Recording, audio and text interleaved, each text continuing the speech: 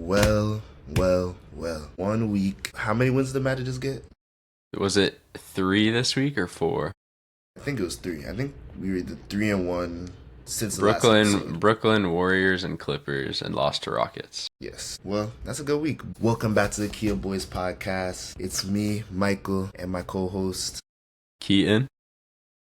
and we're here after another big time. I don't even know what to call. I'm inspired. I was left in awe this week. I'm gonna ignore all the tweets about who missing games and us happening to be better. I think it's pure coincidence. I don't agree with that at all. I don't back that up at all. I do not respond to trolls, do not respond to haters. We are a great team. We're gonna be even better with our number one overall pick back. So yeah, that's what I see. Yep. Week for Magic basketball. We're definitely going to save a lot of the talk for this episode. We realize it's been a while since we talked to them. We've been talking Clippers with our special guests, been talking whoever knows what, been talking Robert Covington and what he's doing. Real cool, yeah. We've been talking about everything. But yeah, we will save that for later. But we had some big news come out from Kelly Iko Wednesday, I believe, and yeah, he got said engaged. You got engaged. Yeah, that was the big news. He got engaged. Let's go. Yeah, he farmed LaMelo Ball, potentially wanting out of Charlotte for his engagement post. But yes, if you have not heard LaMelo Ball, there's some rumblings that he would be okay with the trade. We've seen the team, still hoop a little bit without him. Maybe not as a cohesive unit, but certain players. Colin Knippel has been fantastic to start his NBA season. So what do you think about the LaMelo news? Where do you think the team and LaMelo should go? What direction? See, right. So if you get LaMelo Ball on any team in the West that needs a guard, like LaMelo to the Rockets, come on. We want that. We all want that. LaMelo to the you-know-who's. We definitely want that. I hope you can assume who the you-know-who's are. The Trailblazers. But we want that. We want that. After LaMelo, Drew, Denny, Tumani, Klingon, I'm inspired. My mind is blown, right? But of course, I do think that LaMelo Ball. This is smoke and mirrors to me. I don't think that this is anything to really be worried about. Him saying he's open to a trade is a trade request in and of itself, I believe. But what do you think? Yeah, I think no matter what, I think the direction to go might be to let him go. And there's a few reasons why. I think the biggest one is that he doesn't play a lot of games. He's missed more career games than Sadiq Bey, I heard, who missed a full season with his ACL. And LaMelo's ankles are just completely cooked. He keeps having problems with them, both right and left. I think there's a point where you need to draw the line in the sand and say, hey, you are a great player when you're healthy, but you being healthy is rare in and of itself. And I think if someone else is willing to take on that burden and say he goes somewhere else and he hoops, like congrats to him. I'd love to see him in a better team context. But I think as an organization, especially after a really good draft that the Hornets have, not that I think there's necessarily a franchise star within that draft, but I think it's time to go a different direction. So you do know that theoretically they do have Dallas 2027. Should they try and blow it up, going ahead and try and trade LaMelo for a young, floor spacing, semi-defensive forward/wing who might want to get out of his current city right now? I hope. There's a couple names that I'm thinking of that I would want to trade LaMelo for. Number one on the list, I would like. Actually, I just thought of it. Would the Spurs trade LaMelo for Castle and a couple picks, some capital? Mm-mm. They wouldn't trade Castle for LaMelo. I don't think so. LaMelo and Wemby. LaMelo, Harper, Wemby. No, I don't think so. I would like to see. Because Khan looks like a all-around two-guard of the future. Can handle, can shoot, can drive, can finish, can do all of it. You don't think that they would want to build around Khan? Of course, you move off of Miles Bridges, of course, no doubt. You keep Cockbrenner, keep Diabate. You're gonna need to get yourself a 1 and a 3, and the 3 is looking ugly for the Hornets because you can't have Brandon Miller. That's impossible. So I'm assuming that if they keep Brandon Miller, they're gonna have to search for like a bigger four and kind of do a double big. And I don't know. They have a very interesting roster construction, but they have so many potential assets that they should be good because they can do the youth movement as well and go. They can go Khan, Sion, Cockbrenner. That's their big three. Then trade LaMelo and put Miller maybe at the 3, or put Miller at the 4, Con at the 3, Zion at the 2, Cockbrenner at the 1. Then try and trade LaMelo for a bunch of picks. Is that the move? I don't know. Yeah, I mean, I think you can just sell at this point on him. You think anyone wants Miles Bridges I don't at think so. 25 mil? Only 13% of the cap in 26 isn't that bad for Miles Bridges, but kind of just a weird player of like a slashing 4 who's 6'6". So yeah, interesting player, but I think it's time to get rid of him. I don't know. I would hold on for another year. I want to see, because, right, a world where you get LaMelo, Zion, Khan, all those guys healthy, Brandon Miller, Cockbrenner, all healthy, and you just move around the edges, that's a playoff team. Easy playoffs. But does it ever develop into anything past that? I don't think LaMelo as the one option would ever be a championship to anybody. Definitely not. Yeah. And Like, he I needs to be a don't, 2 option. but I don't think they find a one option if they don't sell on him.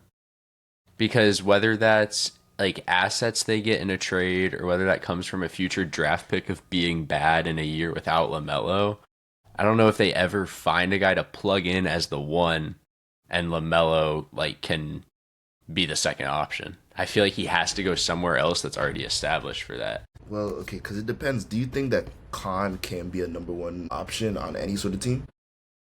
Probably not. And that's where you have it. That's it. If Khan cannot be the number 1 option, then you might as well not sell on LaMelo, and you might as well go ahead and try to get your number 1 option this year. Because if everything goes right, you end up this year well. Yeah, if everything goes right, you can end up this year with Cam Boozer, move him to the 4 next to Cockbrenner, and you have LaMelo, Khan, Brandon, Cameron, and then Big Cockbrenner at the 5. Now that's a team. So they have their picks, and then they have the middle one of like that Memphis Orlando Phoenix swap. They have one of those middle picks, so they'll have 2 first rounders this year. But what if you stack up and get like 2 more in a loaded draft class and like a nice young player? But okay, then you're over gimmicking now. You're over gimmicking.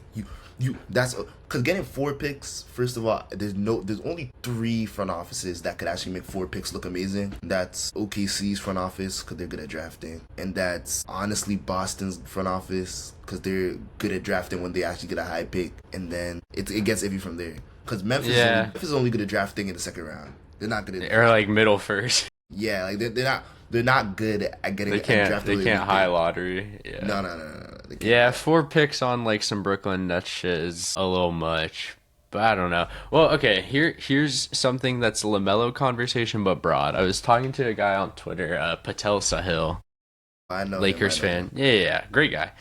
And he was saying the plethora of like second options on a championship team that you could buy low right now, like Ja, Zion, LaMelo, Anthony Davis, all those guys. What is your take on a team that's fringe contention looking to acquire those guys? Because our disagreement was it was mainly just injury concerns. I said I don't think if you're a fringe contention team, I think you should have the patience and sit, especially if you have like a young star, like a young number 1 option, Minnesota, for example, as opposed to making an all-in sort of move and messing with your cap, messing with your draft picks, messing with a young player. And he was saying, if there's a hint of a championship window, you should go for it. But if those are the guys you're banking on the health of to win the chip, I'm against it. That was my take. Well, me personally, I'm going all in. I'm an all in type of guy, right? If I'm the Wolves and I'm watching OKC build whatever that they're trying to build, because if the Clippers keep looking bad, you might end up with a situation where OKC's walking out of here with AJ Debonsa to fill up that number 3 spot, and I think the league is over. We can shut it down, right? But if somebody in the Mavericks organization says, you know what, hey, you can have Anthony Davis, go have your fun. We'll be here. You go have your fun. Give us some picks. Give us Rob Dillingham if people still value him. Give us Joan Beringer. Give us all those young guys, all those young pieces, and you take AD, build your perfect team, and live your life, right? If I'm the Minnesota Timberwolves, I say, yo, give us that. I want that. I need that. Because at the end of the day, you can only know your window for 1 season, right? Like, a lot of people will say, like, championship windows are 3 years, 5 years. You can build whatever championship window you want with your players. Anything can happen, right? At the end, because right, a lot of people were saying a couple years ago, of course, the Grizzlies were going to be great. Ja's progress stagnated, and now look, we're talking about Ja getting traded to be a second option, not win a championship on his own, not own a conference championship, nothing like that. No, we're just saying, okay, Ja could get traded for as a second option, right? So your window's only as good as your 1 year is. You don't know how well players are going to develop. You don't know how progression is going to look. So I say go all in. Honestly, out of those four guys, Zion, AD, Ja, and LaMelo, I want to say AD's the best, but honestly, it's Zion. Oh, really? I think Zion's the guy that everybody should be trying to get. I was thinking LaMelo or Zion, honestly.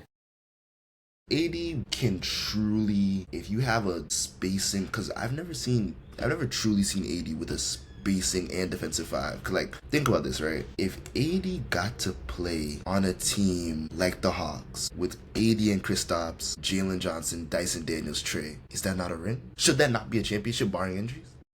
They could compete with OKC. They can. That team truly can compete with OKC, in my opinion. I don't know. I think AD's gotten to the point where he screws so much with the offense. And especially Yes. on the Hawks, I feel like that's actually particularly clunky with the amount of like good off-ball cutters they have. Like he's more harmful on the Hawks than another team. Okay, well, yes, I think that his screen and roll game is like very iffy, and he's gonna need a lot of space when he's trying to initiate himself on ball and create for himself. He's gonna need empty side, all that. He's gonna need it. Yeah. He's gonna need his own side of the court, get all his looks, take a lot of mid ranges. He's not gonna be a super vertical finisher, not a lot of pop underneath the basket, of course. However, if you need a player that you can truly have two good guys in the low block, because a lot of teams are going to that double big now. We have Chet and Ihart, we have Sengun and Adams. We have good double bigs in the league now. You're gonna need a double big to compete with those teams when it comes down to the end of the game. I'm taking, because can Kristaps not pass? Imagine those Kristaps AD big to big lobs, big to big High-low. actions. Yeah, I think that's great. To me, that's great. I think Zion would actually be more fun with that team than AD. Zion would be very fun. Zion would be cool. Like could really do a embrace like lob screen city. and lob. You could do a Yeah. lob city gimmick. That's a good gimmick. And then Kristaps can really hit like Zion in the dunker. I think that's better than AD. That's intriguing. That's actually intriguing. But I think that. But I don't know what AD has that less package value looks than like. Zion right now, yeah. Because 80, you could actually straight up trade Yeah. away. Like, you could trade away guys that are on, like, the young guys on your bench. It may be, I'm not giving up on Asa Newell, of course, but Asa Newell for AD, come on. Like, you package all those guys together and get AD. Yeah. I'm happy. And I think that's an interesting conversation, like relating to the one I had. I think if you're giving up like the young players that kind of like those fans would be like intrigued with, you know, like how like people were obsessed with like AJ Johnson. Like if you're giving Nah, up, I'm not people, but yes, I know. no, people who are yeah. But yeah. If you're giving up those kinds of young players, like a Rob Dillingham who hasn't actually done anything yet, then I think you're fine. But when it gets to the Ron Holland leaving Detroit talks for like Yeah. Lowry or someone else, I'm off that, honestly. I'm not. Yeah, I see exactly what you mean. But the thing is, you're gonna have to be very good at seeing what ceilings are and seeing what floors are. And I think that Laurie's floor is higher than Ron Holland's ceiling for the next 2 years. Okay. Yeah. Yeah. So I think that if you were to say, yo, Ron Holland and a couple guys for Laurie, because Laurie Laurie can take that offense to a level that's never been seen before. Mm-hmm. Be able to, you're not necessarily going to be able to run a lineup that is predicated on guarding positionally, because now you're gonna have to have 2 7-footers in your lineup against Detroit. You have to. And then when they increase it, they put Isaiah Stewart and Asar out there with Cade and Darren, and then you have Laurie out there as well. Now it's like, okay, it's gonna be hard to guard because this is too much size, too much shooting. And then you're and asking defending a you well 6'10" guy to chase Laurie off screens all night, all night. which is the hard part. And then Yeah. you're also gonna be asking your 6'6" small forward to try and go and box out Isaiah Stewart, bang down low, trying to get on the offensive glass, and that's just not happening. Yeah, they've been rolling. I think they might be like maybe the most interesting team at the trade deadline. Because I think they're one of the teams I wouldn't be mad at for making the move, even if they make it and I'm like, yeah, this team isn't quite beating OKC. But I think I can respect it if they push some like chips on the table. Of course, I'm totally in agreement. I think that just bro, go for it. That's a definite. I think that's the NBA now. Just go for it. It's all about having good process. If it doesn't work, at least you could say I took a big swing and I missed. Right? If you take a big swing, eh, if you take a big swing and it's like, hey, we ended up making the second round, and you just gotta live with that. Fine.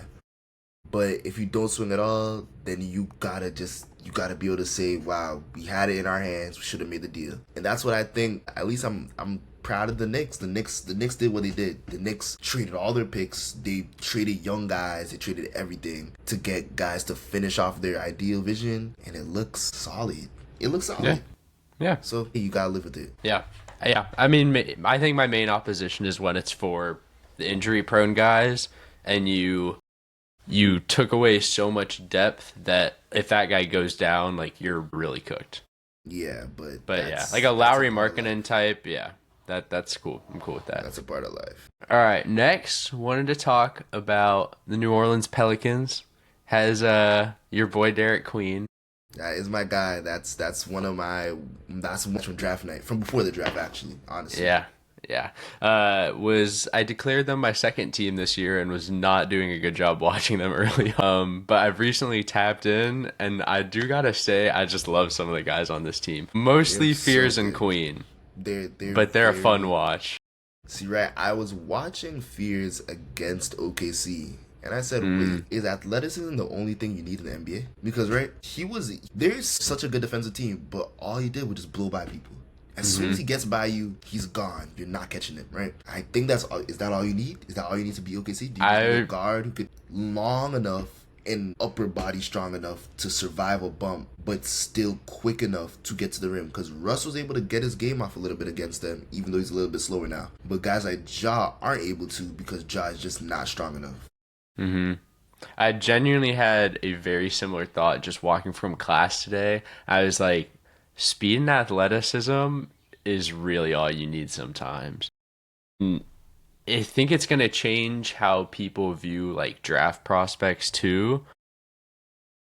This sucks to say wearing the jersey I'm wearing, but like you also need like your wings.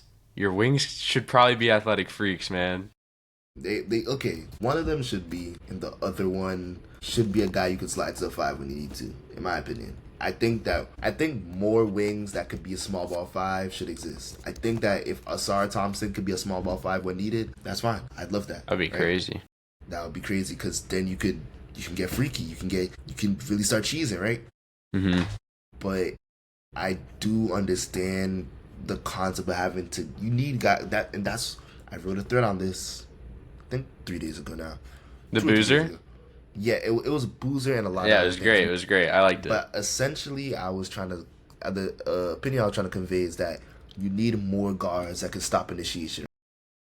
Having your guards that can defend, like they can just stop a drive, having guards who can stop a drive and not let guys like Jeremiah Fears touch the paint is, in my opinion, more important now or in the future than having guys who are going to deter Jeremiah Fears in the paint.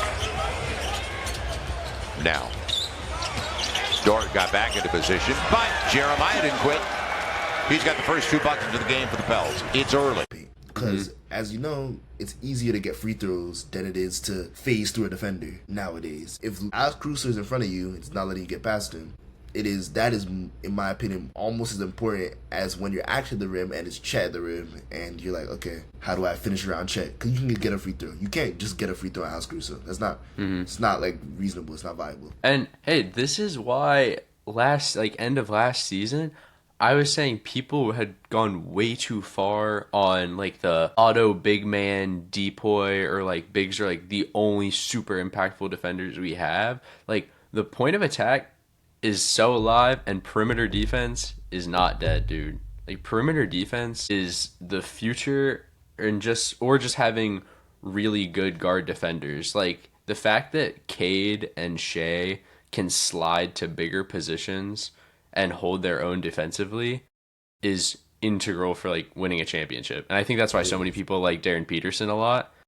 But that's why I thought like Dyson Daniels, the season he had, I mean, people can say like the Wemby type guy has more defensive impact night in, night out. And I'm not disagreeing, but I think it's gone vastly underrated how impactful it is for guys to like halt initiation and stop guys from getting to their spots.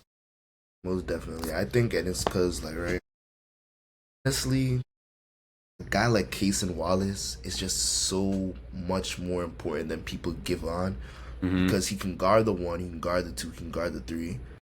He can be a help side guy. He can stop the ball. He provides a lot of stocks. And when you're not looking, he's going to be the guy to get out in transition. And that type of player is much more important than people believe he is because they're like, okay, he can't dribble, right? And you don't need a guy like Cason Wallace to dribble. All you need right now is just to have a guard who can stop the other team's best guard. And that's why OKC is still so good because they have not 1, not 2, not 3, but 4 of that player. So that's where you start to get crazy. So, I think Lou Dort's defense has also become like super underrated in that aspect. Like people can say like the linebacker like fouls all the time stuff, but having a guy who, in my opinion, is probably best in the league at pure ball denial is incredibly valuable. Like making Halliburton and Ant start the offense with 14 seconds left on the shot clock because you're harassing them 26 feet from the rim all playoffs is crazy.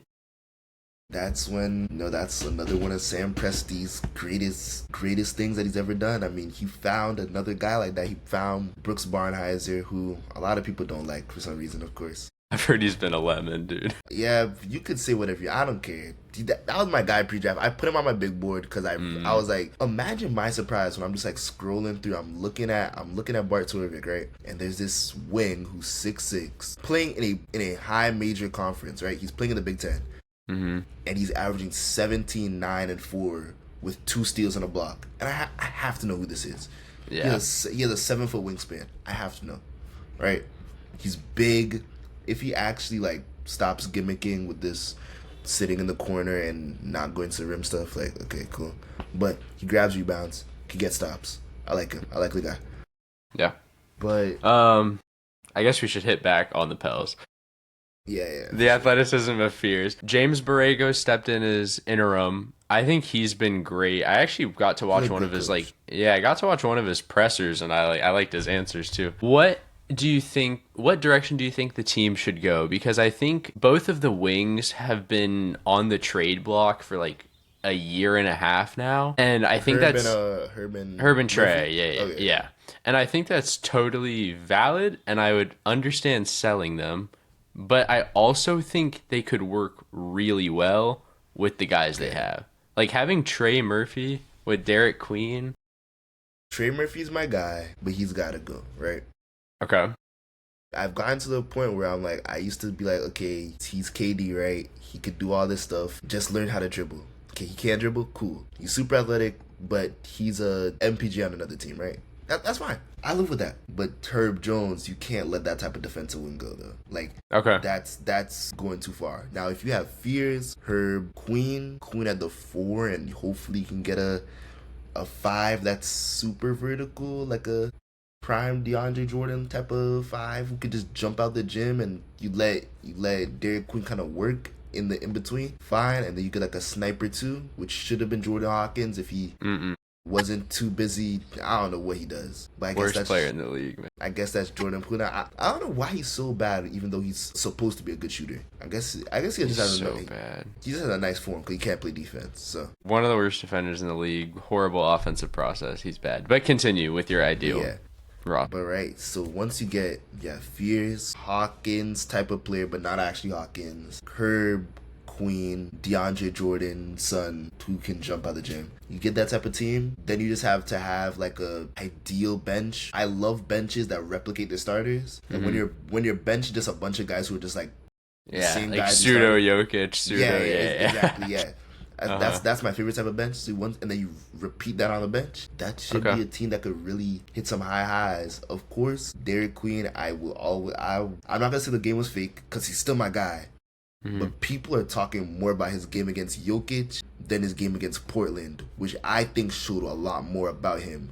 Because he was making Klingon think in the paint, and Klingon wasn't ready for that. Klingon wasn't ready for that type of thoughts because Queen was going up and under. He was using eye manipulation. It was great. It was a great watch. It was a good watch. But I think that game was better because Jokic doesn't care about defense, bro. So I can't rate anybody who goes off against Jokic. Okay. He needs to go off against a defender. That's fair. Yeah. I remember I tweeted like the in and out pound dribble. I was like Jokic tax, but that move was crazy. Okay, so are you selling Trey, Zion, and Poole? And if so, like when? Like all this season? Okay, right. Poole can stay for the offseason, right? Poole can stay until the offseason. Because I want to see, because you got to test out the archetype next to Fears. Do you need a guy who's more of a movement shooter or a catch and shoot guy, right? So you figure that out. We already know who Trey Murphy is, so he can go. And we already know who Zion is, so he can go. But Zion should be ASAP. While Murphy, we can see where he's at in February. If he's showing me more of a handle by February, and maybe, the start of the season, he's been sleeping on the wrong bed. So it's like, okay, cool. He can show me more of a handle, fine. But as of right now, I'll be trying to see what Saddiq Bey can do at the 2, honestly. What can he do? Yeah. I'm ready for that. That's tough. Yeah, I'm not entirely sure what to do either because I want to just see what it looks like with Zion back for a bit, but I think inevitably they're probably going to have to sell him. I might actually be in the keep Trey camp just because I think archetypally he works really well with Queen because you have like a nuclear off-ball threat who's probably one of the better lob wings in the game. And we've already seen how good that's been. Like lob threats, it seems like such like a niche part of the game, but it actually shows up pretty common if you have the right, guys executing it. Like, perfect like pick and roll processors like Trae Young or like Derek Queen down low when he can draw 2 and someone falls asleep off ball and then Trey Murphy cuts. Herb, I definitely think keep. I'm with you there because the young guys they have aren't good defensively. Like I would keep Herb for sure. I'd sell Alvarado. He has to be gone yesterday. Why not? Wait, Alvarado's a good bench too. He's a bench I hate Alvarado. Why? I think he's one of the not like worst players in the league, like one of the worst players in the league. Okay. Right. I think he's such a gimmick now. Like what is he literally got his entire reputation off of backcourt steals. It's like, okay, yes, that's true. That's entirely true, but this is an anti-paint touch point guard. This is an anti-paint touch point guard. But he does the gimmick better than Tyus Jones though. He does it better. That's a low bar. He does it better. That's actually he's good at shooting threes. He shoots threes. I don't know if he's a good movement shooter. I haven't looked at his movement shooter, but he's way too stiff for that. He's a good connector. He plays like somebody that you would find at the park. Like he plays like a park point guard. I need Alvarado gone. I think Eves, right? Eves. Eves Missy? Wait, what? Yeah, I'm making sure I'm pronouncing it right. Yeah, I feel like it's Eves. He was horrible last year.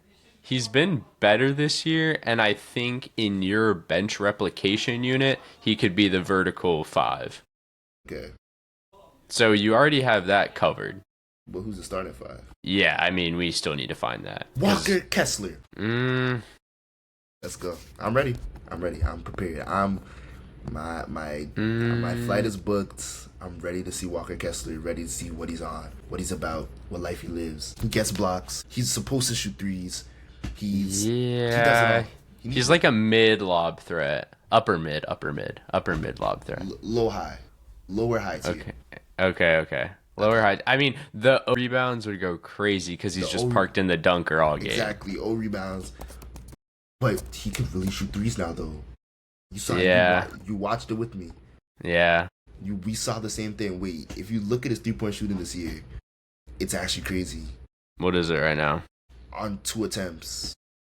75% on 2 attempts. You're through kidding. 5 games. Oh, Through 5 wait, but he's Dunzo. I forgot he's Dunzo. No, he got he's hurt. done So, for the year. so we can. It's actually bad. We're But now gonna- they can buy low on him. Yeah, exactly. We're gonna act like he's Mark Williams and say, "Yep, his shoulder's done." How you like fooled me for a second. I was like, wow, he's still shooting 75%, but I was like, wow, he hasn't played in like 5 games, man. Yeah, but Oh, that's rough. still a good player. Good player. Okay. All right. What you wanted to talk about some Pokemon next that Yes, that Derek Queen is actually a part of. Yeah, so Derek Queen. So we all know the evolutions. Your favorite Pokemon. You got Pikachu. But Pikachu only has one evolution. So Well, Pikachu, Raichu, I guess, but Pichu is like fake. yeah, I was about to say there's a Pichu. I remember hearing that name before. But, Pichu's like kind of fake. okay. I know this Raichu, right? Yeah. But we got the starters: Bulbasaur, Squirtle. No, I love how you don't know any of these evolutions. no, I know, no. I'm saying the starters. I know the starters. Okay, wait. Yeah. Wait, okay, let me focus. Cause no, I know it's Squirtle. It's Squirtle. Bulbasaur, Ivysaur, Venusaur. Yes, it's okay. I know that. I know that for a fact, right? Bulbasaur, Ivysaur, Venusaur. But it's Squirtle, and then oh my goodness, what's the War Turtle, and then War Turtle second, and then Blastoise. Blastoise? Okay, Yeah, bro. yeah. Wow. You actually I thought know you ball. actually you actually I know thought ball. I was no I know wait ball. wait. Do you actually think that I thought it was Bulbasaur and the Squirtle? No way. No. Okay. I just like you kept saying I the don't- starters, but not the second stage. I don't know. I don't know the second stage. I don't know the name, but Yeah, I just know that's what they not- have. I know that Squirtle starts adding guns on his back and Yeah. whatever. Right?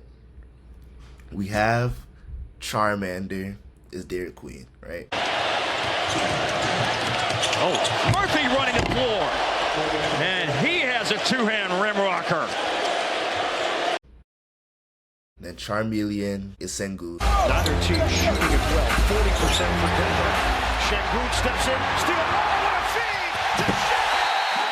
Rising up for the flush. Even though people hate the Sengun to Jokic is Charizard. Long rebound chased down by Brown. Nice feed. Gordon finishing the U. Sorry, right? Jokic gets you. He takes out the driving a little bit. He's not as mobile, but then he just supersizes the shooting and he makes the passing look way better.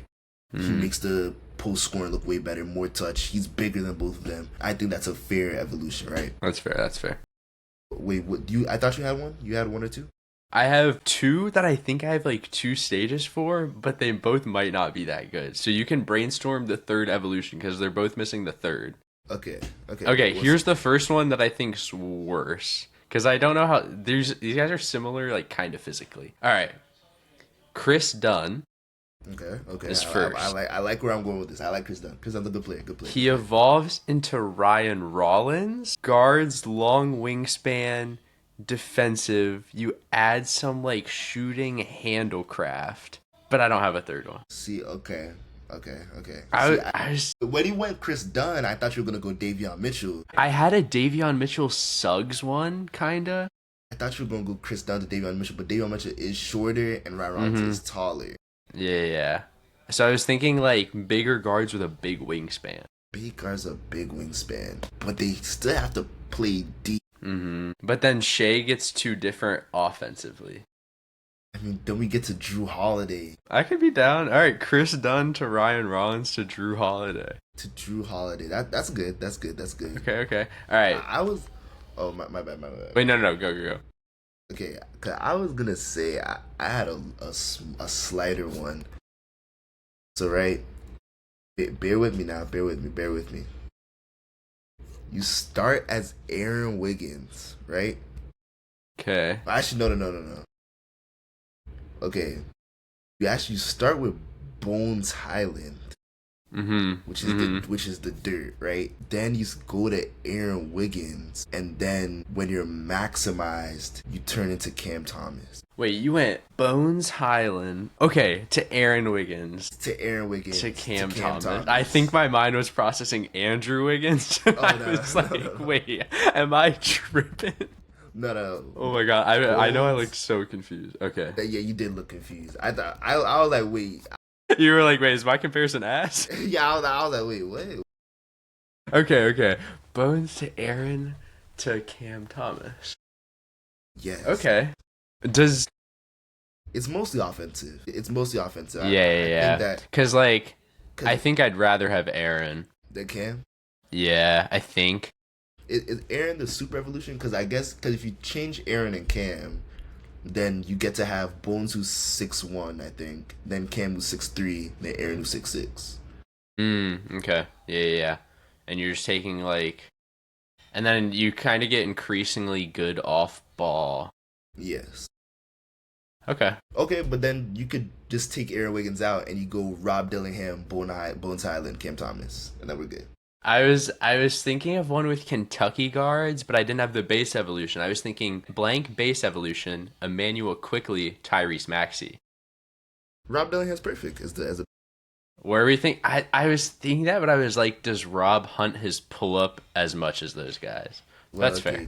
Because he doesn't, bro. He actually can't He can't shoot from NBA range. Yeah. I was about to say, I was like, this is the first time that that a player has just not been strong enough. Yeah. Like, he can't. It's either his legs aren't strong enough, or his form needs to change. Yeah, it's actually I think it's bad. his legs. Because not even that it's short, but like when he wants to make it, like he just pushes it too far. It's like he uses way too much force, and then it's just flat. Or it's like it's going all the way up and down. So I don't know. I can't. I'm not with that. It's crazy that they're all Kentucky, but yeah, I've always thought of like IQ and Maxey as like similar, but Maxey's just so much better. I hate Emmanuel Quickly, but I mean, maybe. I was gonna say Quickly could be the base, and then you have Fox and the Maxey. I can see some similarities. Yeah, Maybe. Maxey's been hooping. A little 50 bomb yesterday, career high. That was so. I can't believe that Maxey actually that good now, because I remember when it was John Morant versus Tyrese Maxey like 3 years ago, and it was like, nah, John's so much better. Tyrese Maxey, all he does is he can't block at the rim, he can't dribble into contact, and now he's shooting pull up threes from 80 feet away. So. Life comes at you fast, man. I'm happy for him because Tyrese Maxey FC like stayed down. They were really 10 toes this whole time, I feel like. They were, because see, he did the Russell Westbrook thing where he put on a lot of weight to play defense and then got really bad at shooting, but then he worked on his shooting. He found the middle ground and kept the defense. Yeah, because he actually he be playing D now. He's not great, but he's putting the effort in, and that's half the battle. Yeah, no, he gets that's stocks. really half the battle. He uses his speed to get stocks, and then he gets some blocks. I saw him get some good blocks yesterday. Yeah. Oh yeah, I think he had 3 and 3. Yeah, 3 steals, 3 blocks, or 2 and 2, something crazy. Yeah, that's good D. I appreciate it. I had one more flowing to me.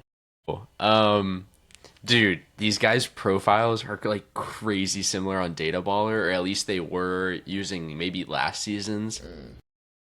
J.I. is the base. Oh, come on now, man. Come on. J.I. is the base, bro. I'm sorry. J.I. is the base. Mo Gay's the second.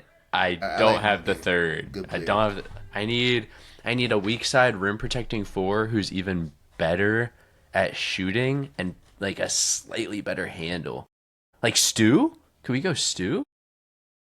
But he's a little bit too. He's like shorter. He's too big. He's too. Yeah, like they're both skinny and tall. Oh man, what's a guy that kind of matches that and gets a? I need a lot of blocks from that guy. Yeah, I know. If it was like prime Giannis, the defense would be similar in a few ways, but different offense by a long shot. I was thinking of Jaden McDaniels. I was thinking of him. I feel like he does too much work at like the point of attack, and like hunts his mid range off the dribble. Is it Miles Turner? It's not bad. Okay. It's actually Triple J. Triple J is the top of that, because right? Because Jonathan Isaac thinks he's Triple J in his head. Jonathan I'd be trying to dribble. I don't know who he thinks he is. He actually, like, I've seen Jonathan Isaac try to bring down a defender, and it's like, okay, you're 6'10", you think you're KD, cool. You're not actually KD. So maybe Triple J, but Mo Gay doesn't really play like that. Yeah. Mogi tries to finish at the rim. He tries to catch lobs and stuff. Yeah. Yeah, that one's tough. But the similarities between J.I. and Mo are. They are similar players, but man, look, why can't J.I. finish the rim? Maybe it's all the injuries. It might actually be all the injuries. Yeah. I think also some guys just happen to be way better at using their vertical like on defense than they are at the rim. There's so many good like athletes that just like they get no lift at the rim and they have like 40-inch verticals. Is Peyton Watson in that group of guys? Is Peyton Watson like a J.I. What if we Mogi? what if we like slid them around? Would Peyton be the base or the 2? He'd be the 2. J.I. Dang, so we're still making J.I. the base. That's crazy. But J.I. Yeah. stinks, bro. I can't do it no more. He's been like a little better, but Because my least favorite type of player is the guy who's only good when he makes all his shots. Like yeah. Like that sucks. Jordan Hawkins, literally Jordan Hawkins. Jordan Hawkins. If he makes all his shots, he's great. Yeah, Who else? but it's like the worst process ever. Who else is kind of like that? There's another guy that was Cam Whitmore. Oh my goodness. Terrence Mann. Terrence Mann. Oh, that's a sneaky shout. Bro, he used to be. Wow, I remember when like he dropped 40. Clippers on fans thought he was like the piece of the future. When he did that, I thought he was like 23, and I found out he was 26 when he did that, or 25. I said, wow, I can't believe I got fake like that. Is it time to finally time. show appreciation to our team? The best team in Florida. Diawara on it. Gets into the lane. Diawara took it from him. And a pass picked off by Bane. Gets it right back. Now the Magic have numbers. Carter has the big time two-handed dunk. Florida. Yes, Let's go. sir. Noah Let's go. Penda, G Let's League. go. All right, let's start with. We'll actually go through the week sequentially. I think it started Brooklyn. It started Brooklyn. I'll pull up the schedule right here. Okay, yes, it did start Brooklyn. Well, technically, it started with the Knicks. I'm saying Did like we not get to talk about that one? I don't know if we did. I don't think we did last. Maybe we episode. didn't. Okay. I'm saying since last episode because the Blazers win was too close for comfort zone for me to want to talk about. Honestly. Wait, no, we probably didn't talk about the Knicks, but it must have happened because we came on for the Paulo Banchero episode and we was like, oh, but he's hurt, and he got hurt in that Knicks game. No, we did. I'm saying we didn't talk about the Knicks that episode, but it was a good win, and I'm saying that we should have. Yeah. Cause that was I need the to game. pull up though. I need to like refresh my memory. Was that? I think that was Mass France. Yes, I think that was the start of it. Yeah, which was what a night that was. Yeah. I feel like I was watching. He's another guy with the evolution. Well, last year, or well, There you go. he is a guy. I would say Franz is a Shea is the mega evolution, and Franz is second. Matas first. Yeah, Matas could be first. Shea's the final. Interesting. I do think Shea's the final, but okay. But if Matas is the first, then Shea can't be the final because now you're doing that 6-10 win thing. Yeah, that's what I thought was more. Like, I feel like Matas and Franz have a lot of Then that'll similarities, be- but then I think you make that'll be- Matas the 2, Franz No, the no. 3. I think that you make Matas the 1, Denny the 2, Franz the 3. Ah, okay. Yeah. That's valid. Okay, let me refresh my memory. Okay, yeah, Franz had 28. Bane was 50% from 3 that game. Anthony Black played really well. Anthony Black has been playing good. He's been playing really well. I'm not mad, but why can't he do this every day? Well, you could argue in the past 5 games he has been. I guess, but I then think the leap is somewhat real, Nah, though, which is great. Houston made me mad at him. I'm not gonna lie. Yeah, the free throw. Yeah, that made me upset. We would have walked out of there with a dub, man. Because he had such a good game before that free throw. Like, he was playing really well. He just missed a free throw. But Yeah. I'm not angry at him. I remember at the start of last season when it was him and Suggs both averaging a block a game as guards. I was like, okay, I'm ready for it. 'Cause I remember they were like, who were the leading shot blocking guard? It was who the leading shot blocking guards. It was like Suggs, Anthony Black, right? That was supposed to be great. That was a future. Yeah. But now he's kind of transitioned into a defender who doesn't really get stocks that much. He kind of just stays in front of you, but he's too weak to stay in front of guys. So it's like, okay. Yeah, he doesn't. He gets clipped on screens a lot. But that's why I want him to play with Suggs, because I still think he'll be a really good defender. But he needs someone else to like pick up his slack in like 1 and 5 pick and rolls, and he can just sit on the wing, and then he's jumping lanes. That would be perfect. So who's better, Anthony Black or Tristan Da Silva? Tristan, But my guy. But in the Paolo at the 5 death lineup, who's actually better? Suggs, Bane, Blank, Franz, Paulo. That's tough. I know it's tough because like Because you get really different offense. things. Tristan Silva brings the offense, brings the catch and shooting, brings the move and shooting, brings the driving. But Anthony Black brings the defensive playmaking and picks up Paulo's slack at the nail. I think shooting threes has gotten so important in clutch time. I might go Tristan, but like a lean Tristan. It's really close. Okay. But because we particularly struggle with closing gaps when we're down because we're so bad at shooting threes, like I think you need to shoot threes now to get back in games. So I think I'd go Tristan. That's tough. Okay, and then we won at home versus Brooklyn. Statement jersey win. We were really trolling for a while. It was getting crazy.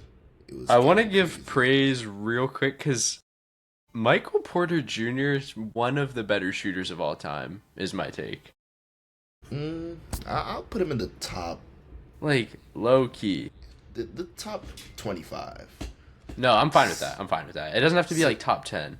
Yeah, but he the ability to shoot over guys like that, his shot difficulty, and it's super automatic too, cause like yeah, it doesn't matter. I think it's because of how he stands very upright, and he's upright all the time.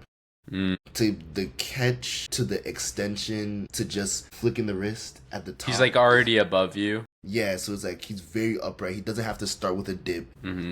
The dip is kind of already in his back, so like he just uses arms. I think he's very good. He's very good. Yeah, I do want to. I won't have time to do it because that would take a while to look up. But I do want to look up like his percentage over the years on like tightly contested threes compared to other people because it's a skill, man. I mean, that's what makes him one of the best shooters of all time. Is like shooting off a movement like that. I mean, he'll always do his little leg kick out fadeaway no matter where it is over guys that are 6'10", and it's auto. It's actually auto. Franz, 2 clutch threes to win that game. Very impressed. Very impressed with Franz. Very impressed. Wow, he shoots. Yeah. You wouldn't guess what he shoots on tight right now, or last year. He shot, MPJ. Yeah, he thought 35% on tightly contested and 44 on very tight. That's insane. I need to like post that. Like that's crazy. Okay, but the very tight's low volume. But he's doing it every year. I bet a lot of people's is. He shoots 60% on very tight the year before. I'm gonna push this agenda. This is one of the best shooters of all time. Okay, then it goes down to 20. It was also his best passing game ever. But back to back, he did it right after having another great passing game, which is why I'm saying MPJ, if he adds one more, well, I don't think he'll ever have burst or vertical pop like that. But if he did it, in theory, he could be the Charmander to KD's Charizard. I was gonna go Tristan Da Silva, Michael Porter Jr., and KD.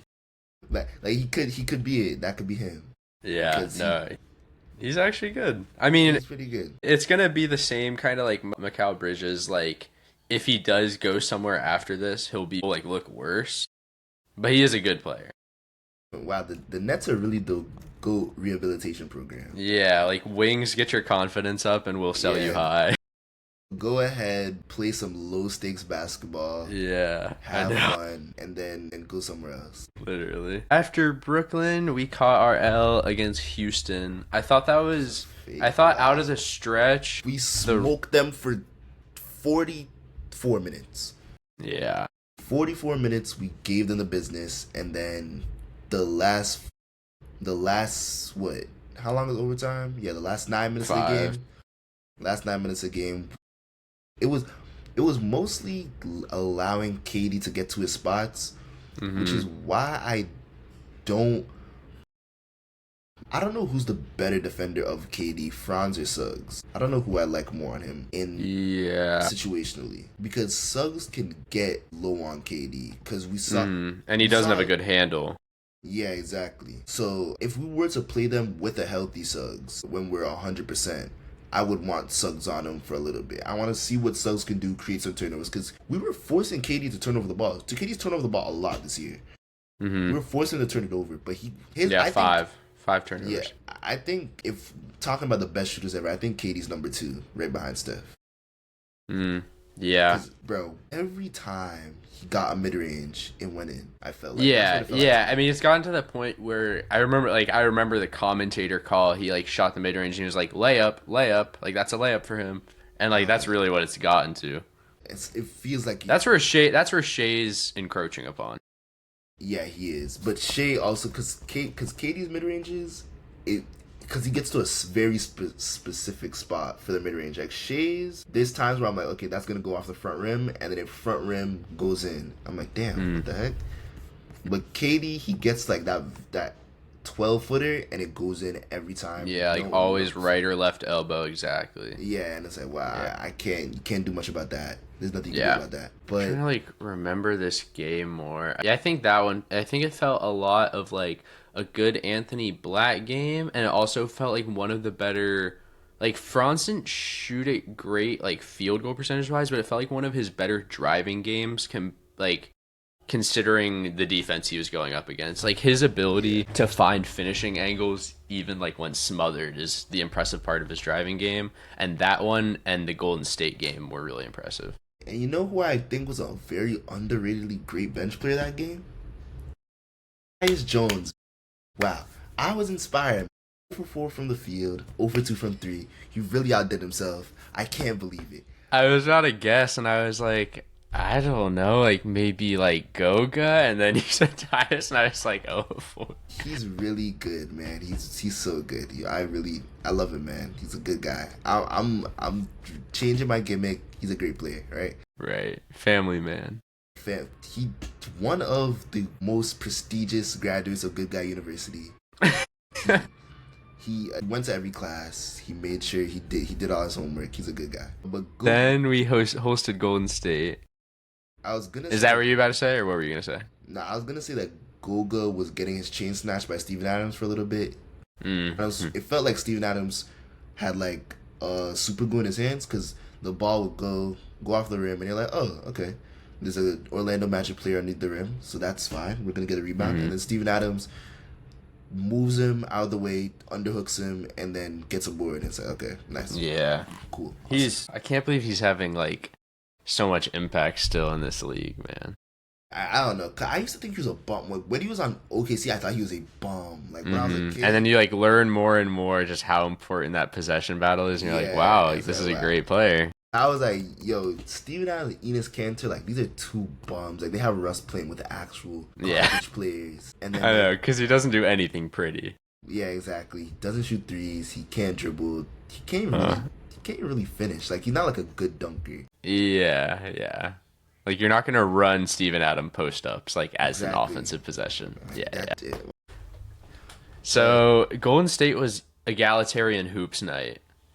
Like Which I didn't like it. I did not like. It was not a fun watch. I don't like Jalen. I think that was the one I said I did like it. Let me see. I saw that you can tweeted find you, it. like what egalitarian I know. hoops was nice, and Dude, it was kind of peak that game. it's Because only I nice think that's when the everybody's vision when making like their shots. Paulo's back. It's nice when everybody's making their shots, but when Okay, this was the game I tweeted it. Yeah. everybody's making their shots, and Desmond Bain looks like Nate McMillan. He's jumping lanes. It's nice. It's really fun to watch. But then 5 steals. God damn. when it's like 3 games later and Paulo's back, and we're trying to have Paulo's bringing the ball up tonight. Like Paulo's bringing up the ball now. Then we have TDS bringing it up later. Then Franz gets a touch. Then Bain gets a touch. Oh, Suggs, you wanna do a behind the back pass? Cause it's Has cool. won a game. Okay, yeah, nice, awesome. But no, I can't do that all game. And then Tyus gets in the game and starts pretending that he's Trae Young. No, I'm good. Yeah. I'm cool. I don't want usage egalitarian hoops. I just want like swinging the rock egalitarian hoops. I don't think that's a That would- I feel like a Yeah, not yeah. I mean that's just good basketball. Yeah. Yeah, like, I don't I want to feel like- spread touches equally, but it was like the best ball movement I've seen all year. Yeah, like, I feel like egalitarian is more Splitting everybody gets usage. equal opportunity. Yeah. That's fair. All 5 starters have 20% usage. And it's like, For sure. I'm Yeah. Dang, AB was great again, man. AB was great again. Curry. Dell was feasting on the boards which we needed against a team that can't rebound. Curry fried some faces. That was getting Mhm. crazy. He's always going stupid against us. He had 50 against us last year. Yeah, I remember watching that game. I thought we had them out of the game. I genuinely remember I thought we were like, yo, I was about a victory lap. I was like, yeah, Paulo's back. Yeah. Beat the Warriors. He had 40, and then Curry just went off. I couldn't believe it. Yeah. And Jimmy Butler, surprisingly enough, he's not dead. I thought he was approaching that part of his career where it's like, it's done, he's done, it's over. But he was really surprising me, honestly. He probably has maybe the quietest 30 ball in the league. Me realizing he had 33 happened just now when I pulled up the box score. Well, okay, it's quiet because It's all free throws. Yeah, exactly. Like no, exactly. He has like when he has a pop-off game now, it's like 100 free throw rate. Yes. Yeah, it's crazy. Are you serious? Like, and nobody talks about it, which is crazy because people are always like, Luka gets this, because people only look at free throw attempts and not free throw rate. Because a guy taking 10 shots and getting 11 free throws is supposedly better than a guy taking 21 shots and getting 18 free throws. And I don't know. Yeah, Butler's a grifter. Keontae George is a grifter. Bro, Keontae George only gets the calls because he plays for the Jazz, and like he looks very weak when he does it. But I can't hate. And then yesterday, City Edition jerseys won by 28. Jace Richardson, corner three.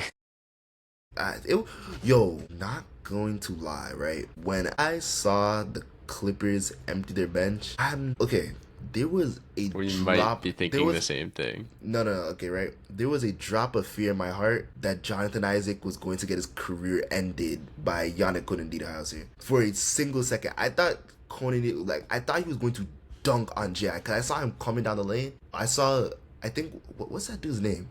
It's a guy on the Clippers off the bench. Kobe Sanders, Kobe Brown. No. He was Cam playing Christie late in the game. I think it's Jamil Telfort. Yes, Telfort. Yeah, I thought it was gonna be like Niederhauser's cut it, doing like a cut straight from the short corner. He was gonna catch a lob and Jal gonna look over and just get baptized, right? But thankfully that did not happen. However, the Clippers are underrated garbage. That's a bad team. For sure. Without Kawhi, that is a bad team. I couldn't, because right, they're the first team ever to have two Kobe's, which is BS, right?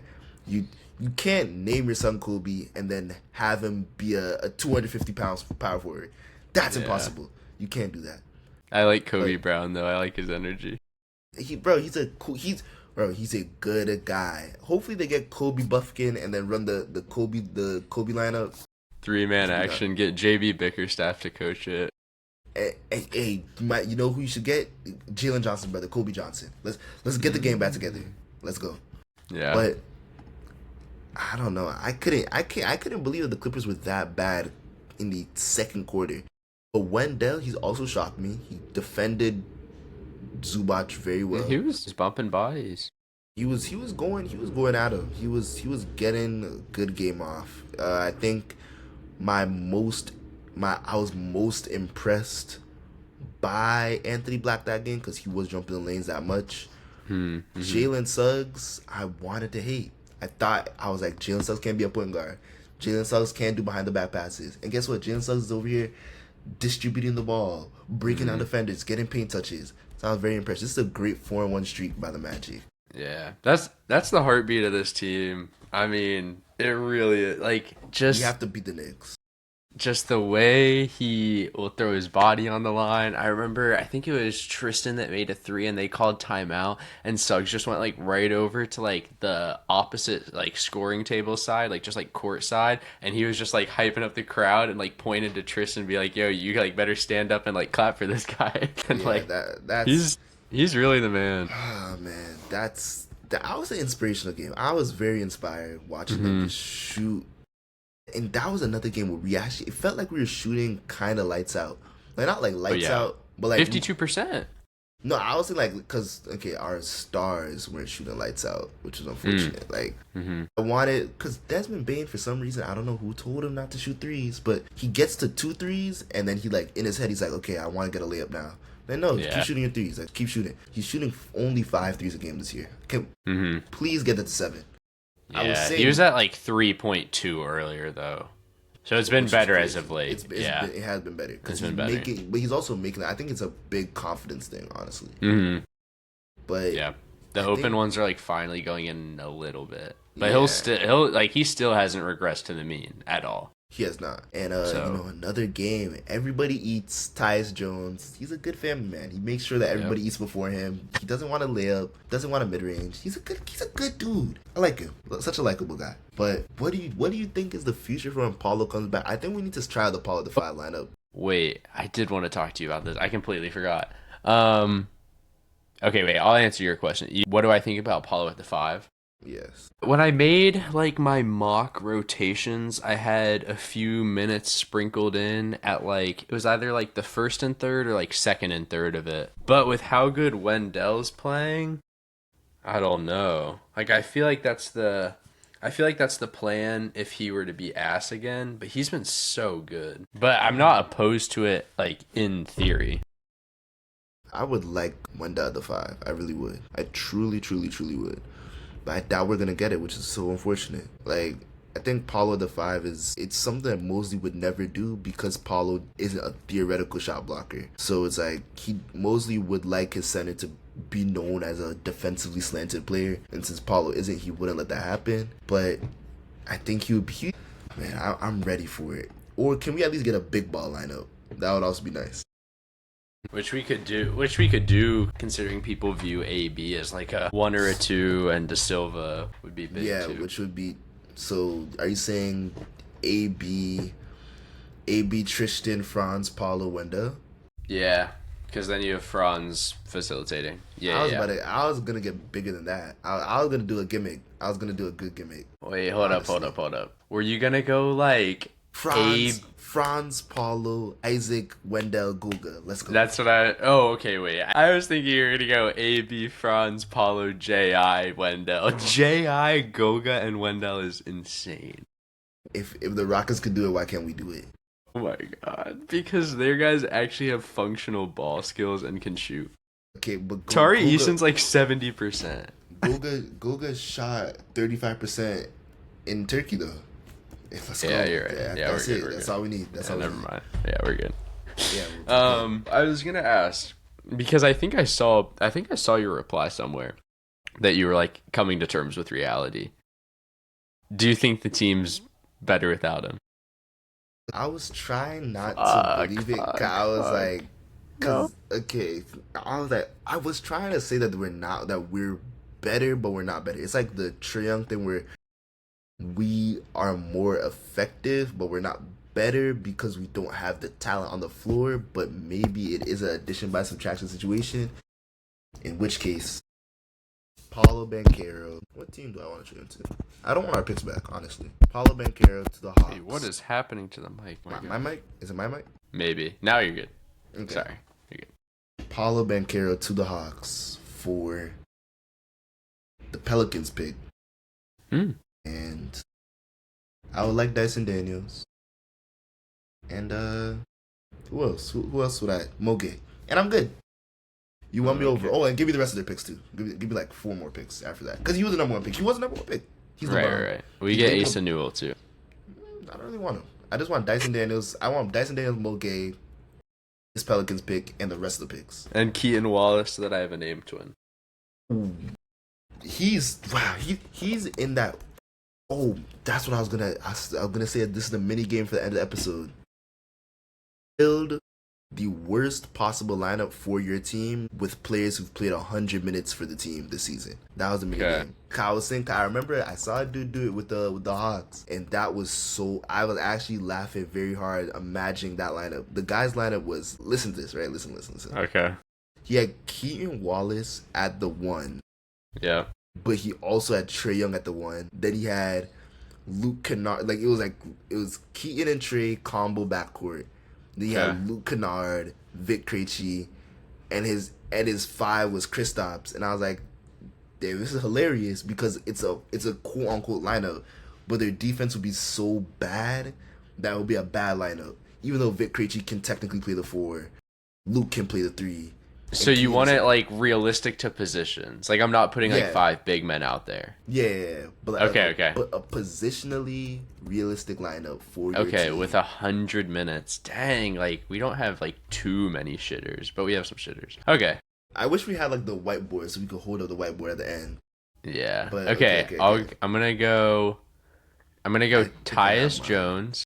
Okay. Wow, this is tough. Okay, Tyus Jones. Oh my God, this is hard. I think I have mine. Hold up. The reason why it's hard for you is because you want to put TDS in there, but you like him too much, I feel like. But I think I have mine. And I'm gonna go like Tyus AB. Wait, okay. Tyus AB JI Goga. Who's your 3? Bane.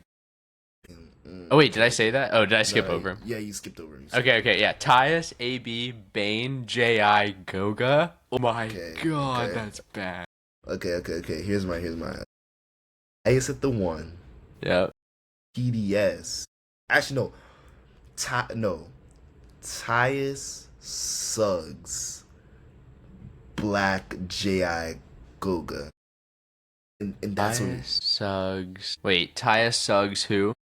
Anthony Black, J.I. Goga. A lineup where our actual best pull-up shooter is Suggs. But defensive rating of 82.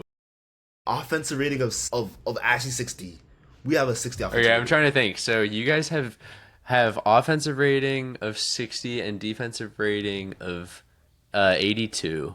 And then your I'm trying offensive- to your think of defensive mine. Your defensive rating would be like Wait, 103. what was it? Tyus AB Bane AI Goga. That's an offensive rating of like 98 and a D rating of like 146. 140.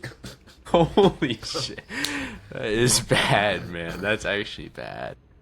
Wait, wow. Like, they just made me sick, right? But what team in the NBA probably has the worst possible lineup with 100 minutes? 100 minutes? Let me see if I can. I think we'll it might be the Grizzlies. Hold on. I clicked on a random team, but this is actually cooked. Okay, Okay, hear me. I don't know if this is actually the worst because I literally clicked on a random one. But what if we run? Okay. I'm ready. I'm ready to hear. No, this is bad, bro. Okay, Colin Gillespie at the 1, Jordan Goodwin at the 2, Oso Iguodala at the 3, Isaiah Livers at the 4, and where is he? Nick Richards at the 5. Yo, okay, that's bad. That's Isaiah really bad. Livers has played 104. Yo, that's really bad. Okay. Now I feel like you've outdone me because I was gonna go. Memphis, let me see. Yeah, I was gonna go Cam Spencer, Vince Williams, John Conchar, and it's already nasty. And then I'm gonna just go ahead and get KCP and Triple J. So But you're not gonna do Landale? I was gonna do Landale because I was gonna do Landale and Triple J, but Landale could actually shoot threes, which is kind of weird. And like a big man who could shoot threes is too good. So yeah, it has to be KCP. Yeah. Wow, this is actually a fun mini game. I'm like looking through different teams. The Clippers get nasty. What if we go Schroeder, Westbrook, That's a Neek, and then like Eubanks and Raynaud, or like Precious and Eubanks? That defense is so bad. What? That's actually a 170 defensive rating. They're getting scored on each and every possession they get scored on. Okay. Now, hear this one out. Chris Paul. Yeah, Clippers is nah. Chris Paul, Cam Christie, Kobe Saunders, Batum. But their 5 is too good. Yannick? No, Yannick he hasn't played 100. Yeah. John Collins at the 5. But John Collins pick and roll with Chris Paul. See, Chris Paul's a bad defender now, which is kind of sad. Yeah, but I gotta cut him some slack. He's 40, I guess. I can't expect that out of him. And he's a small guard. But like, that's what I'm saying though. That's like he gets blown by, and he's not like a chunky small guard. He's like kind of skinny now. Well, like he's small. Like he's like 190 pounds. Yeah. Dude, I feel bad. Dude, Yannick messed up his lob in the 4th in garbage time. He threw him a lob, which is all Yannick is supposed to be able to do, and he missed it. Also, I'm victory lapping. Brooke Lopez is not good at basketball. Oh my goodness, bro. He's not. You were begging for this man. I was, and it's like, wait, if you look at his actual, okay, first of all, he's a bench player, that's right, but He's ass. because all he does is shoot threes, and he shoots threes well. But that is like all he does. Like you could literally, if say your big man is like switchable, you could switch 1 and 5 pick and rolls. You should not be able to switch 1 and 5. I could literally put Tyus Jones on Brook Lopez. He came out to the perimeter. Tyus like half flew by, and he just like shot it right after, and he missed it. He's so bad. Okay, I understand what you're saying, but I'm just saying, I remember the Brook Lopez last year. He gets you 2 blocks, he shoots threes, and he's 7-2. That's all I want. That's all I need. But yeah, no, Brook Lopez. But then, you could victory lap. I remember I was saying in the group chat the moment Tyus Jones was signed, I was like, he's bad. He's terrible. He sucks. Everybody's like, no, Tyus Jones is great. He's a good player. He's a floor general. Yeah. Fake. Yeah, I was with you. Oh, okay, wait. The Pelicans have played a lot of guys 100 minutes. But this isn't even that bad. Alvarado won. I think it's because the thing is that they're known to be bad, so you don't see them as bad as they actually are. Yeah. Like, dude, that Phoenix one I put together was disgusting. Gillespie, Goodwin, Oso, Livers, and Nick Richards. The Pacers have the them? worst one. The Pacers have the worst one. Well, I didn't click on them. I'd been clicking on, like, every team. Wait. Quentin Jackson, Ray J. Dennis, backcourt. Okay. That's ugly. Wow, this is bad. But then, to keep the gimmick going, Ben Shepherd at the 3, Okay. Jeremiah Robinson Earl, Tony Bradley. Can you believe Jeremiah Robinson Earl's played 203 minutes in today's league? He's a good rebounder. He can't shoot, but he's a good rebounder. He's a good guy. 203 is crazy. I would never let him touch 203. Yeah, that's... He was like I remember when he was on OKC, and it was like him and Kendrick Williams were the twins. That was a funny time. We could go... Let's roll out Hugo Gonzalez at the 1, Jordan Walsh at the 2, Shireman at the 3, Hauser at the 4, and Garza at the 5. That's 200 defensive rating. That's bad. Wait. My God. Okay, That's not even that far out of position besides Hugo at the 1. Okay, wait. Can I pull off this gimmick with a team that actually has a good player? No, with the Nuggets are... I was going to try like... Oh, like a good team who has a really bad lineup. Yeah, no, I'm trying to put Jokic at the 5 and see how bad of a defensive team you can put around him, but they don't play anybody over 100 minutes. Like, no, they have a 9-man rotation, like a flat 9. Yeah. What if you could do this is like a bad team standings wise, but like I think most people would argue they're probably a little better than that. You could go, who do I put at the 1? Jaden Hardy, Caleb Martin, Max Christie, and then like run double big with Dwight Powell and Musa Cisse. Oh, bro, Musa Cisse is a good player. I Good like him. player. I watched him for one game. I like him. Let's see what he's rocking with. He's super undisciplined. Wait, good rebounder, like really good rebounder, I think. Yes, but he's so undisciplined. But he's Can't so find his fouls. No, you don't want to see his fouls. You just don't want to see that. Wait, he actually has a stop percentage of 4.3, 90th percentile. I know, bro. He's so His rim contest diff is good. It's negative 11.7. I'm telling you, he's a good player. He's a good player. Wait, you need to push this. You actually need to push this. I can't push it yet because his blocks per 100's 5.3. Bro, it's because I can't push it yet because like he's a gimmick 5 on a team that's not good right now. Yeah.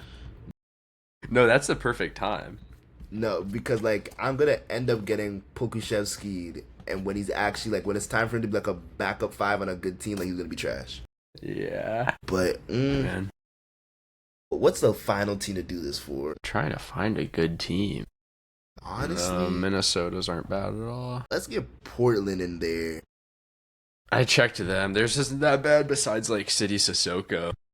Well, I mean, Shadon Sharp at the 1 lineup with Chris Murray, City Sissoko, Jeremy Grant, and Rob Williams. But like, that's not as bad as you can get. Yeah. Milwaukee, you can do something probably pretty bad. You can run Cole. Yeah, you can go pretty bad. You can go Cole Anthony, Amir Coffey, Taurean Prince, Kuzma, and run Portis as the small ball 5.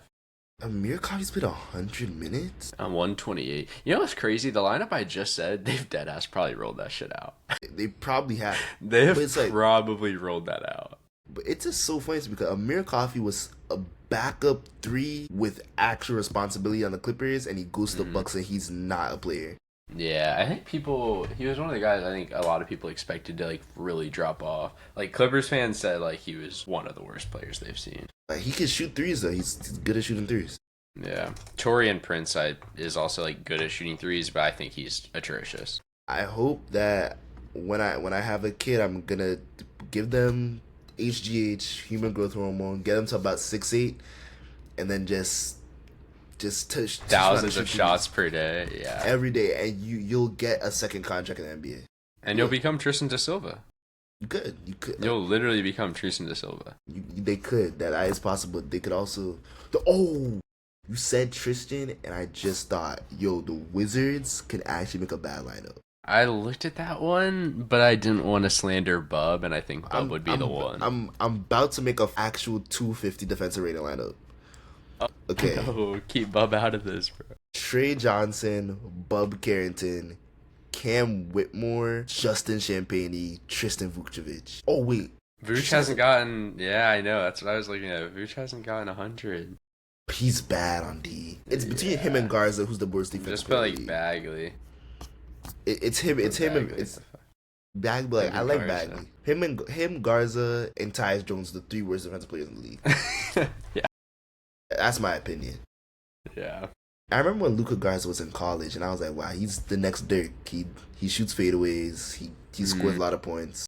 I know that was kind of like draft enlightenment for like a younger me, like who like wasn't like actually into the depths of like analytical basketball. But I was like, wait, like a national player of the year like isn't supposed to be like a high draft pick.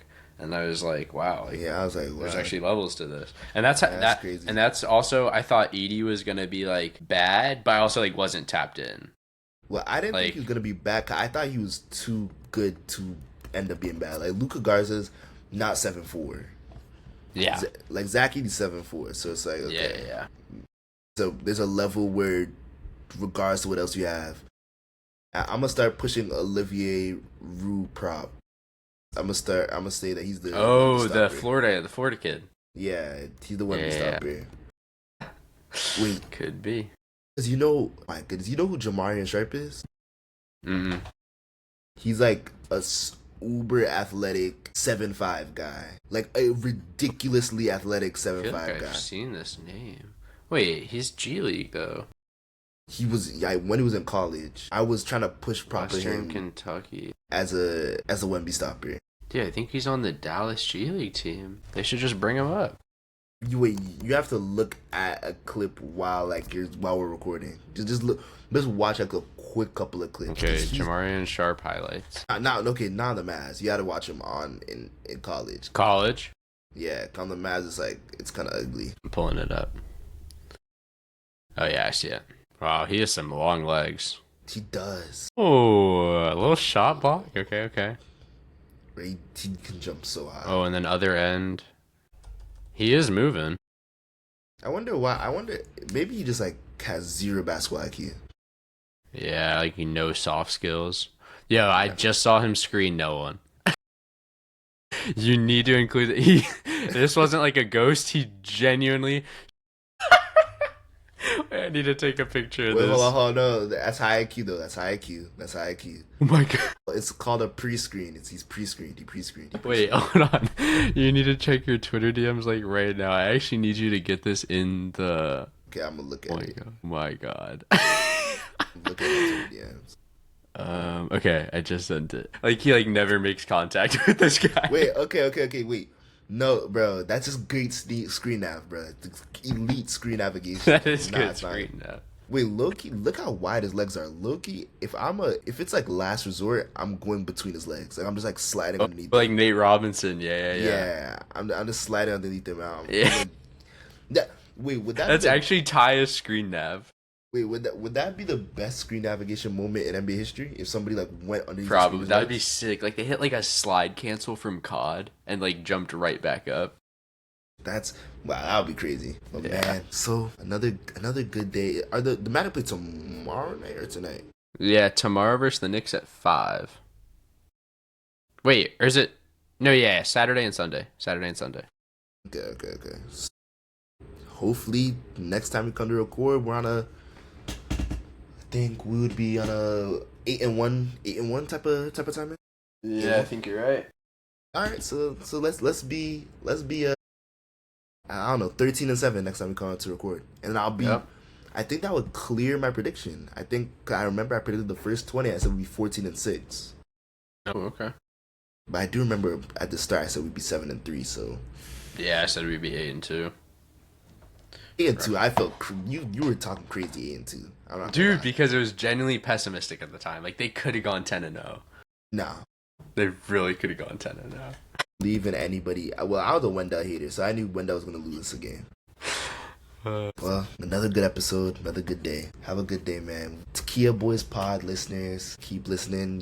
Share this. Tell your friends. We're ready, man. Keep watching the Magic. The Magic are the best team in Florida, best team in the East.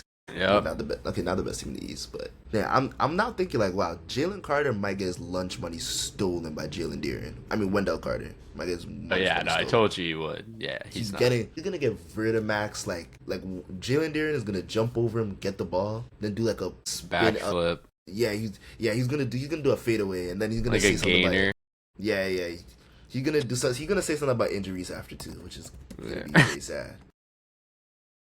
All right, man. All right, man. See you. That is the Kia Boys episode. I'm Keaton. And I'm Michael. See you guys next time, man. Yes, sir.